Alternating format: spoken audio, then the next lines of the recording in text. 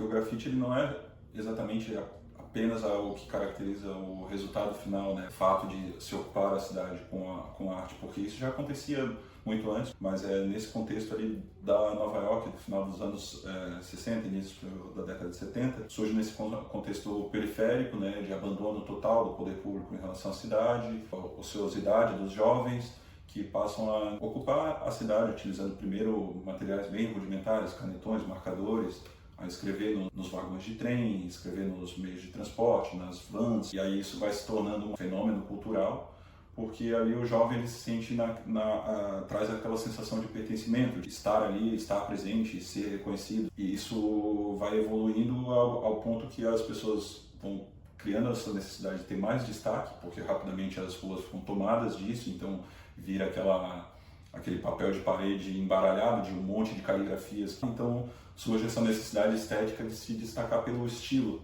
né? Aí outros surge primeiro ali pela caligrafia, como eu falei, aí vai surgindo outros elementos que vão ser agregados a essa caligrafia e ali sem querer estava se criando uma nova forma de arte.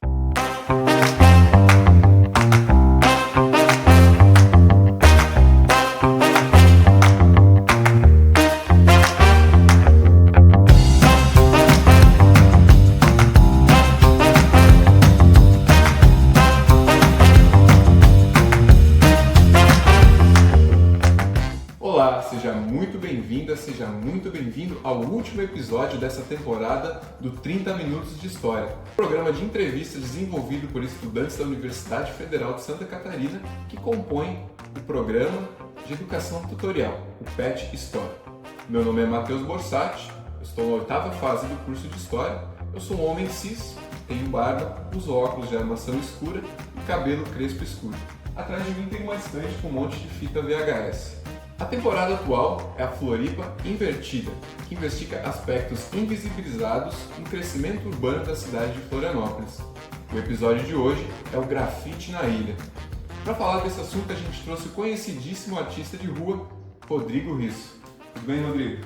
Tudo bem? Pode se apresentar para o pessoal de casa, por favor? Sim, meu nome é Rodrigo Risso, eu sou artista urbano, sou um homem cis, pardo, cabelos pretos, barba grisalha e... Para começar a nossa conversa, eu vou fazer a primeira pergunta. Usar de desenhos e escrita nas paredes como forma de expressão ou como forma de escrita não é uma prerrogativa da nossa sociedade contemporânea. Vários povos ao longo da história usaram mão dessa técnica. Porém, é só na década de 1960, nas grandes periferias de grandes metrópoles, é que nasce e que surge o grafite como nós conhecemos hoje. O que podemos destacar como fator que diferencia o grafite, tal qual conhecemos hoje, de outras formas de expressões artísticas que se dão através das paredes? Eu acho que a principal característica é o grafite ele vem, né, nesse quase como um sincretismo artístico, né, onde ele vai reunir tudo o que a humanidade produziu em termos de conhecimento e técnicas de aplicação da pintura sobre superfícies, só que ele vai trazer isso para a dinâmica da cidade, né? E isso interfere na produção artística não somente no resultado final, como no processo, onde o artista ele vai estar dialogando com o espaço urbano, lidando ali desde os intempéries do tempo, da superfície que ele está aplicando a obra dele, da própria dinâmica da cidade em relação aos outros habitantes, as questões também legais, a questão do tempo, às vezes limitado, às vezes de sobra, a questão de ter uma autorização ou não. Então tudo isso, a disponibilidade também de materiais, né? Então tudo isso interfere no resultado e na forma também como a sociedade e a cidade vai lidar com esse trabalho, né? Naturalmente o trabalho do grafite ele é essencialmente efêmero, né?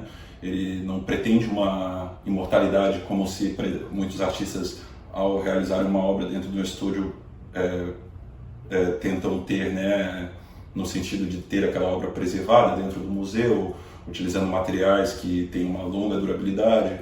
Na verdade, o grafite não tem essa pretensão, ele é colocado no espaço e a cidade vai lidar com ele, vai digerir essa obra, né, desde o interpério do tempo até a própria reatividade de outros cidadãos que podem interferir naquela obra, interagir, podem dar outras leituras para essa obra, podem fazer outros usos dela.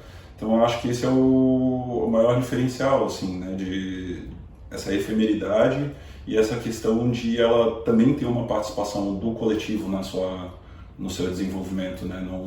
O artista ele não trabalha isolado, ele não trabalha única e exclusivamente para a satisfação do seu próprio ego, né? Ele vai dialogar com as pessoas. Então acho que esse seria a principal característica assim que diferencia, e também a questão da própria construção da estética, que se dá, acho, de uma forma bem coletiva, sabe?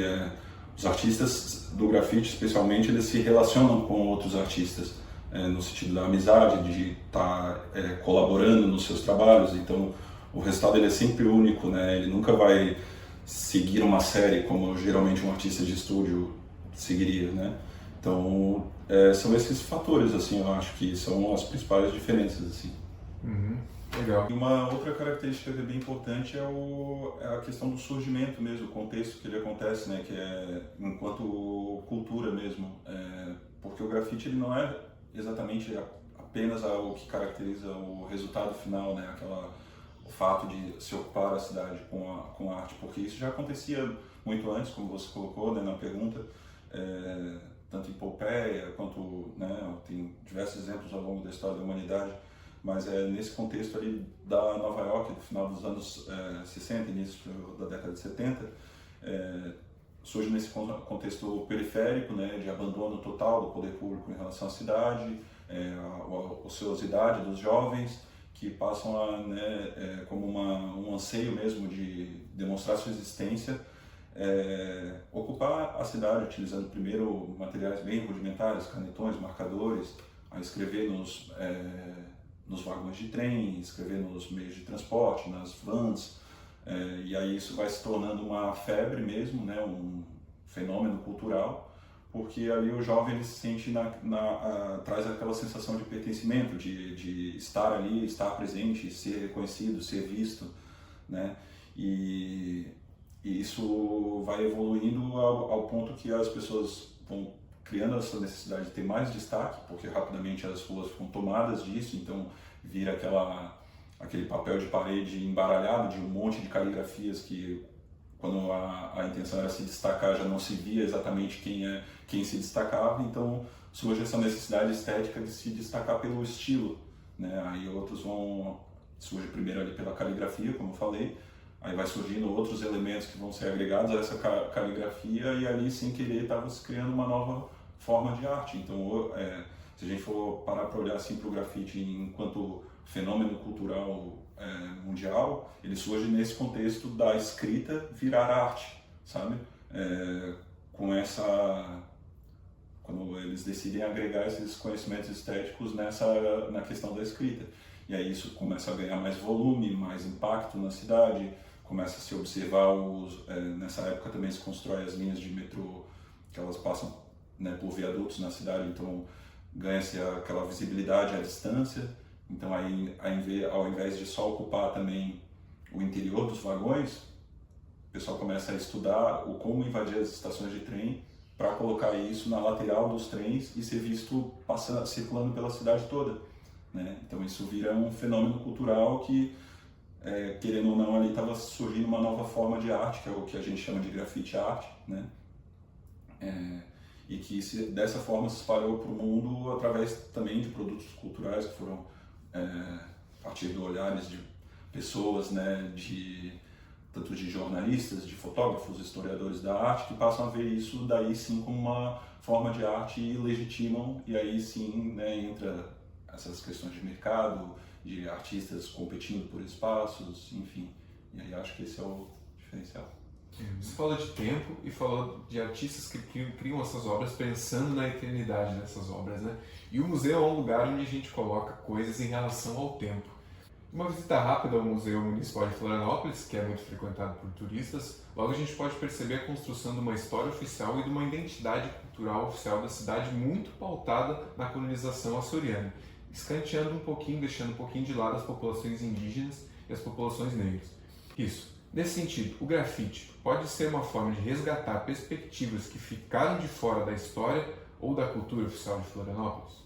Eu acho que isso faz parte justamente da essência do grafite, porque ele é uma forma de arte que ele vai surgir, né, nesse contexto periférico, ele vai traduzir um pouco das vivências dos seus agentes, né, dos artistas que vão para a rua colocar suas expressões, suas referências culturais próprias, né. Obviamente, também, como tudo, né, em determinado momento é apropriado também pela essa cultura elitizada, né, a cultura hegemônica mesmo, mas sim, é uma forma justamente de dar visibilidade para essas culturas marginalizadas, as culturas que estão fora, vamos dizer assim, desse circuito. E, obviamente, né, toda cidade tende a construir a sua própria narrativa hegemônica, que é como tu colocou, tá dentro de um museu ali, mostrando como se aquilo fosse a única possibilidade e a única representatividade que se tem sobre a cidade que a gente vive. E o grafite, ele faz esse movimento contrário, ele é plural, ele vai mostrar, ele é feito por todo tipo de pessoa, todo tipo de intenção é colocada ali, e eu acho que essa é uma das principais qualidades, assim, né? A forma de você utilizar a cidade para mostrar quem você é, para trazer as suas próprias referências, e isso vai passar desde da população indígena, da população quilombola. Hoje a gente tem, ainda bem, né, espaço para artistas que estão ocupando museus, galerias, estão viajando o mundo, que são artistas remanescentes do grafite, que hoje são reconhecidos justamente por essa identidade própria, por trazer isso para um universo das artes mesmo, que sim, né, é um universo elitizado, é um universo hegemonicamente branco, né? E além disso é importante porque ele coloca isso para o máximo de pessoas possíveis, né, de uma forma democrática e sem limitar o acesso, né? Então a gente pode facilmente acessar diversos universos, né, sem essa restrição que a cultura hegemônica sempre tentou, né, restringir, dizer a arte sempre esteve a favor da elite, né, e o grafite ele vem e ele rompe com isso, né, tanto na questão cultural mesmo, como até a questão de mercado, né, porque a mercantilização da arte, né, veio por causa disso, para colocar a arte a serviço. Os artistas, né, eu hoje estava numa troca de ideia com um professor historiador, inclusive, ele me falou uma coisa que para mim foi muito impactante, assim, que Michelangelo só foi Michelangelo porque era sobrinho do Papa, né? Então, quantos Michelangelos a gente tem que não são sobrinhos de nenhum Papa, né? E que hoje podem se expressar e ocupar as ruas e trazer suas próprias identidades, né? Isso, você tem uma arte sua exposta no museu, você poderia falar um pouquinho mais sobre ela? Sim, eu já participei de algumas exposições em museus, em espaços, né, elitizados, galerias, etc. É uma forma interessante, né, porque, querendo ou não, traz um determinado respaldo, né, nos coloca nesse, pelo menos a mim, me coloca num status também de artista que também faz parte desse circuito da arte. É interessante porque é uma outra plataforma, uma nova forma de, para mim, artisticamente, pensar o meu trabalho, trazer também muito do que eu aprendi na rua, sem estar totalmente restrito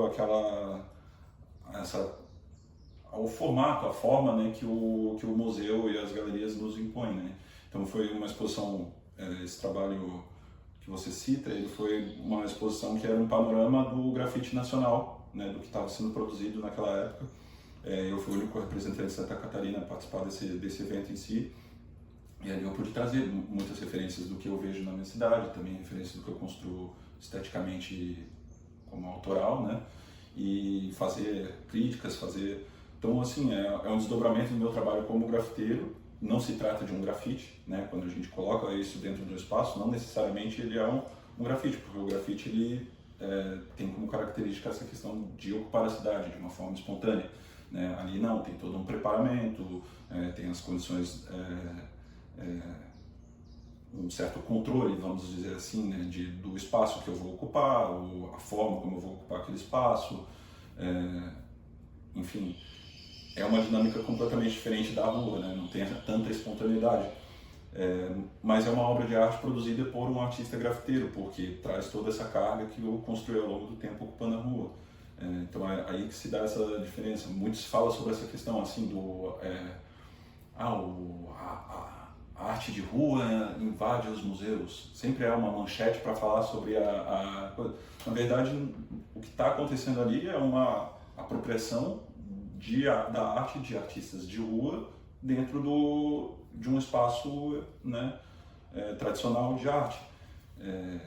Eu tento lidar com isso de uma forma, como posso dizer assim, tranquila. Eu entendo que cada espaço requer um trabalho, né? Não condeno o artista que faz, porque senão estaria sendo hipócrita, mas eu entendo que é importante para a carreira, para minha carreira inclusive artística, mas não é somente a isso que eu me dedico, entende? Então eu acho que é isso, são possibilidades, né, que são oferecidas a artistas, e eu acho que todo artista deve explorar isso. Você, como um artista de rua, a gente pode perceber que os artistas de rua estão invadindo as galerias de arte, o que você mesmo disse não é um grafite, é um outro tipo de arte. E na cidade de Florianópolis a gente pode muito bem perceber que o grafite ele sai do chão e ele começa a se alçar aos prédios, né?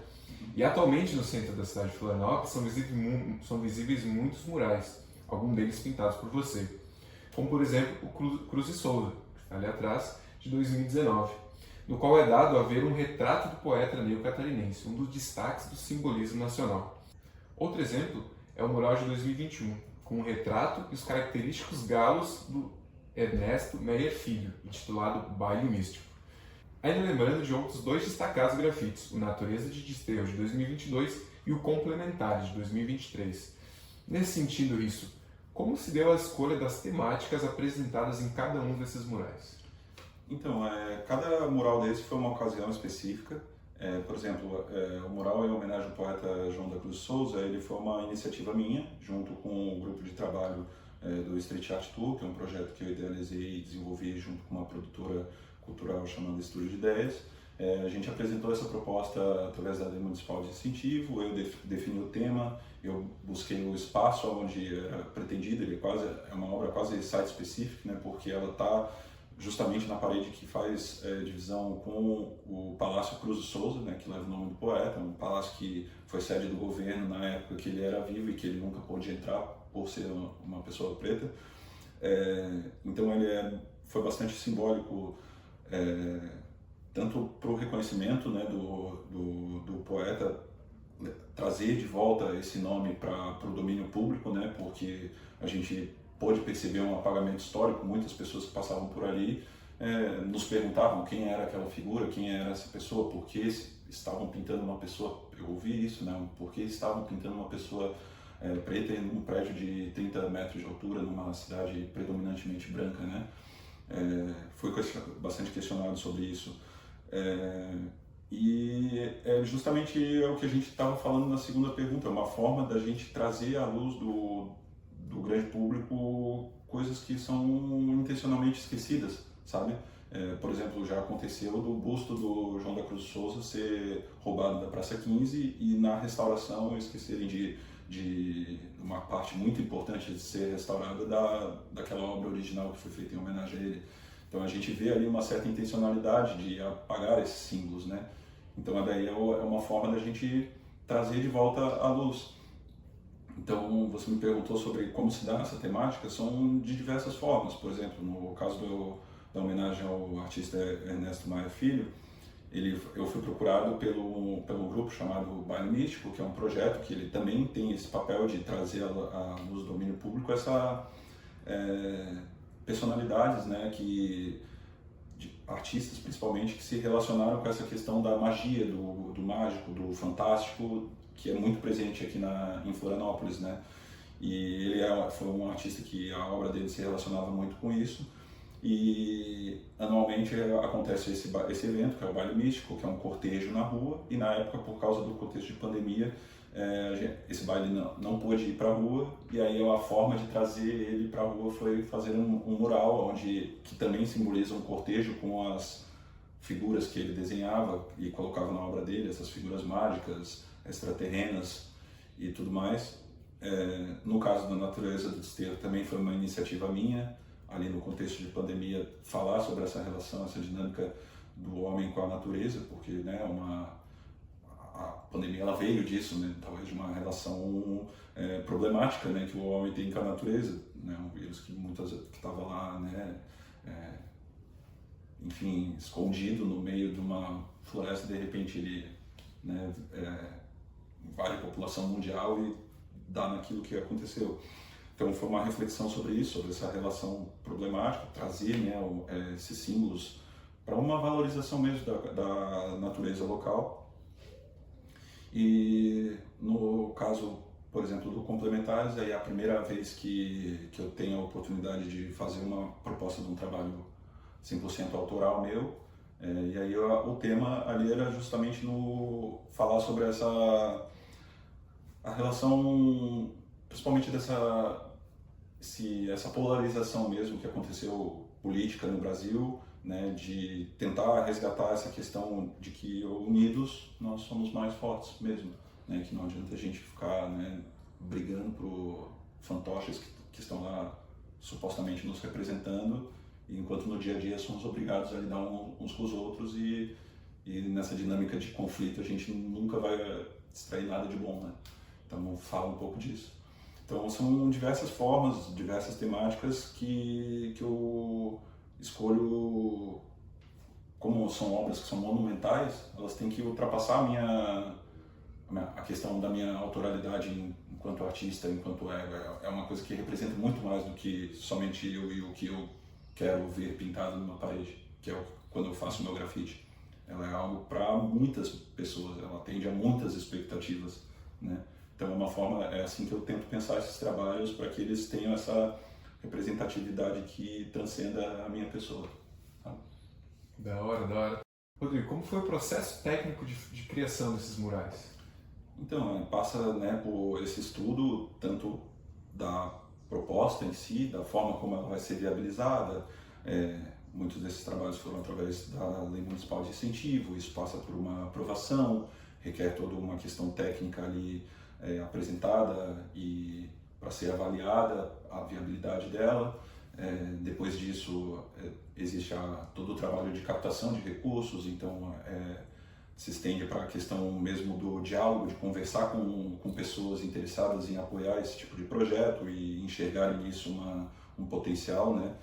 E depois vai para a parte mesmo de execução, né? Que é a parte, vamos dizer assim, tão complexa quanto prazerosa, assim, porque para mim, né, como artista, sempre foi algo que eu almejei desde que eu comecei a fazer grafite, ter a possibilidade de pintar painéis em grande escala, né, acho que é o sonho de todo artista de rua, ter obras impactantes, né, realizadas por si, né, mas a questão técnica, assim, mais